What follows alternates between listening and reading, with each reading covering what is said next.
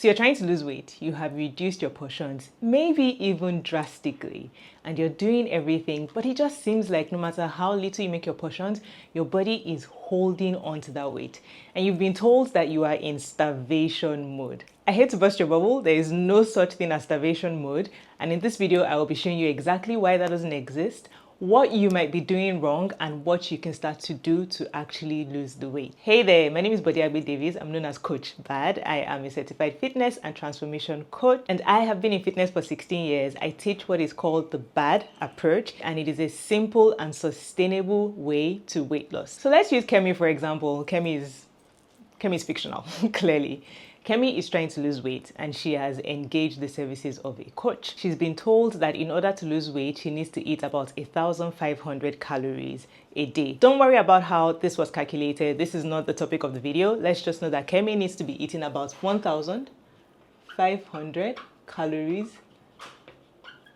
per day if she wants to lose about 4 kilograms in a month. Now, because Kemi has associated weight loss to starving, to really reducing her portions, to honestly, it's a sense of punishment, like it has to be extra hard. Kemi decides, hey, 1,500 calories, you know what? I'm going to eat as little as possible. So for breakfast, Kemi has 3 eggs. Let's say around 200 calories. And then for lunch, she decides to have a very lean salad. So lettuce, carrots, cucumbers, whatever. And let's say that salad is maybe 250 calories. And then for dinner, Kemi decides, you know what, I'm going to keep it light. I'm just going to have some fish. And so she has fish, maybe somewhere around 400 calories. And so in this whole day, Kemi's meals, 900 calories. Way below the 1,500 calories. But guess what? She feels great. She feels light. Yes, she's hungry, but she can feel it starting to work. So Kemi does this on Monday, day 1, day 2, day 3, day 4. By Friday, Kemi is starting to really feel the effect. She's feeling tired. She's feeling weak. She really can't go on much longer. And Kemi says, you know what? Nah, I know kill person. I cannot go on like this. I need a break. So Kemi decides to go on a break. So by day 6, you know what people do when they go on a break from this type of drastic diet? They usually go all out. I'm talking pizzas and ice cream, large portions, 10 pieces of meat in a plate, because they feel like they've deprived themselves for quite a bit of time. So day 6, Kemi loads up. You know, she has rice, large portions. Nothing wrong with rice, it's the portions. She has large portions of rice. She has a fada sauce with a lot of oil in it, and the oil, it adds up really quickly, right? And so day 6, maybe it's 2,500 calories. Day 7, maybe 2,800 calories. Day 8, maybe 3,000 calories. Very quickly, you can see what the problem is. Because whatever calorie deficit she got in this first 5 days, by day 8, she has canceled that out such that she's not going to see any progress. But guess what? The brain does this fantastic thing where it shuts out day 6, day 7, day 8. The brain only aligns with the part that did the work on day 1 to 5, the part that aligns with our goal is what the brain remembers. So when you talk to Kemi, Kemi's going to tell you, I don't know why it's not working. I ate so little on day 1 to 5. She's not even going to say day 1 to 5. She's just going to say, I ate so little. I followed the plan so well. She's going to forget and block out these days. Not because she wants to lie, but honestly because this is what she remembers. And so she's going to tell you how she followed the plan. She ate so little. She was hungry all the time, but she didn't lose weight. And our coach is going to tell her she's in starvation mode, but she's not. Now let's take a minute to talk about starvation mode. Have you ever gone to the hospital? Have you ever been on admission in the hospital?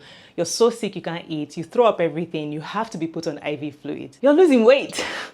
Starvation mode doesn't kick in. Your body doesn't say, oh, you're eating so little, I'm going to hold on to the weight and you can't lose weight. No, you're going to lose weight. That alone tells you that starvation mode does not exist. If you're eating very little, you are going to lose weight. But because this type of diet is not sustainable, it's very hard to sustain. You can only do it for a short period of time before you go into a binge cycle. So we call this the binge cycle, we call this the restrict cycle. Because it is so restrictive, so drastic, you only do it for a short period of time. You restrict, then you binge, you restrict, then you binge, and then you don't lose weight. But then your mind, again, blocks out this part. Scenario 2 that happens. Kemi is following this very drastic plan, right? And so 2 eggs for breakfast, a lean salad for lunch, fish for dinner, 900 calories, she's feeling great. But then Kemi has 2 cups of coffee for breakfast. But because this is liquid, Kemi's mind does not register this coffee. However, these 2 cups, 300 calories. Kemi's kid comes back from school and has some leftover food in her plate. Kemi grew up with this mindset where you must finish the food in your plate. You cannot throw food away. So what does Kemi do? She finishes her daughter's food for her. But it adds up because the leftovers in her daughter's lunchbox, about 100 calories, maybe 150. Then Kemi's husband is having lunch, maybe having dinner. Kemi sits down with her sweet, loving husband at the dinner table, and as they talk over dinner, Kemi nibbles off his plate. She takes a bite here, a bite there. But again, because Kemi didn't sit down to have a proper meal, her mind does not count this as a meal. Her mind discounts the grazing and the nibbling she's doing with her husband, and it doesn't register that she's eating food. However, she nibbled and she did all of that. Maybe breakfast, maybe lunch, maybe dinner, maybe another 200 to 300 calories eating off of other people's plates.